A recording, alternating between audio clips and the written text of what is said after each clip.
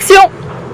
Mesdames, Messieurs, bonjour. Nous nous trouvons aujourd'hui dans le vignoble du Lavaux, qui est classé au patrimoine mondial de l'UNESCO. Aujourd'hui, nous allons nous concentrer sur le thème de la sommellerie. Et pour faire ce travail, j'ai fait équipe avec Sabrina Servant, Cécile Huldry, Maureen Sieg et moi-même, Megan Tomasino. Pour approfondir ce thème, nous allons aller à la rencontre d'un jeune sommelier français, Clément Michel Ménaud, qui va répondre à nos questions et qui travaille en ce moment même à Montreux, au restaurant 45, au Grand Hôtel Suisse Majestic. Quelles sont vos tâches hebdomadaires? Le matin, quand j'arrive, je vais à la cave et toutes les bouteilles que j'ai vendues, je vais les chercher à la cave. Je les réunis, je les remonte et je les répartis dans les eurocaves qui correspondent. Alors qu'il existe une multitude de vins sur le marché, comment sélectionnez-vous les vins qui figurent sur votre carte? Alors au niveau de la sélection des vins au 45, je suis arrivé dans l'établissement où il y avait déjà une quantité assez importante de vins, d'ici et d'ailleurs, des vins suisses, des vins français, des vins italiens, quelques vins des États-Unis. Mais on va dire qu'en ce qui concerne les stocks, je m'adapte plutôt à l'endroit où je travaille. Quel est le nombre de bouteilles qui se trouvent dans le cadre? Alors, Si vous deviez donner un chiffre?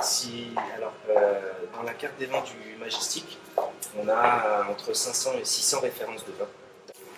Y a-t-il un moment très important avant le service?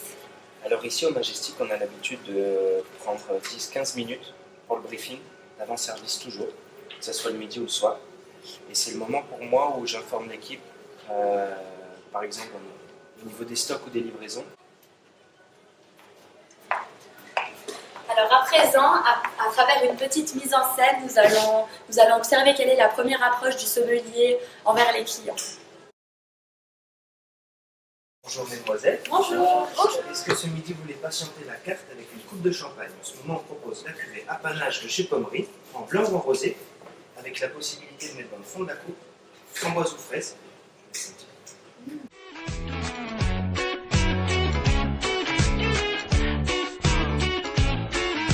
Est-ce que vous avez déjà regardé un petit peu ce qu'on faisait dans la carte des vins ou vous voulez qu'on jette un coup d'œil ensemble? Jetez un coup d'œil avec vous, ce serait Ouais, pas mal. très bien. Vous avez choisi le chorizo. Exactement. Oui, chorizo, donc du porc qui est un petit peu épicé, d'accord, avec des épices dedans. Deux propositions, soit on part du principe qu'on a des épices dans l'assiette, on va aller aussi en mettre dans le verre, en partant pourquoi pas sur une Syrah valaisanne, toujours du vigneron du mois, domaine du C, d'accord, sur 2015.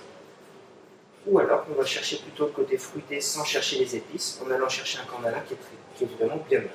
Vous avez constaté des points communs à travers les différentes nationalités. Vous voulez dire si les clients internationaux ou les clients suisses voient la même chose? Voilà, c'est ça. Alors moi, de ce que je peux vous dire, de ce que j'ai vu, je dirais que la population suisse aime boire suisse. Okay. Et encore plus dans les cantons de Vaud et dans le Valais. Les Chinois, les Américains ont une certaine image des vins de Bordeaux, les Bourgognes aussi. Il y a aussi, il ne faut pas oublier un homme qui a été très important au niveau de la consommation des vins, c'est M. Parker. M. Parker, c'est celui qui pendant un temps a mis des notes au vin. Et en fonction des notes, vous doutez bien que les gens ont voulu aller vers les meilleures notes. Il y en a eu à Bordeaux, il y en a eu dans le sud de la France, il y en a eu un petit peu partout. Donc c'est quelqu'un qui a orienté les tendances de consommation, je dirais. On a suivi son avis, M. Parker. Est-ce que vous pouvez montrer un peu plus en détail votre espace de travail? I said, why did you ever even try? Infiltrate but never find, just falling slowly. You left me so damn lonely. Try stepping back to when we rhymed. Maybe recreate the times you were shy but happy. Suite à cette interview, nous pouvons constater que le métier de sommelier est très complexe. C'est vrai que le sommelier doit maîtriser et avoir un très bon vocabulaire s'il veut vendre ses vins. Comme avec l'exemple que nous avons montré justement, vous faire sentir ces fruits rouges et donc de nous insister bien évidemment à prendre du champagne. Finalement, la différence entre un bon et un excellent sommelier réside en la manière dont il s'exprime et la rhétorique qu'il utilise. De nos jours, grâce aux avancées technologiques, on se demande bien si le métier de sommelier risquerait de disparaître parce que les clients pourront directement se faire conseiller sur internet suite à des commentaires de précédents consommateurs. Et du coup, est-ce que le métier de sommelier serait-il réellement en danger ?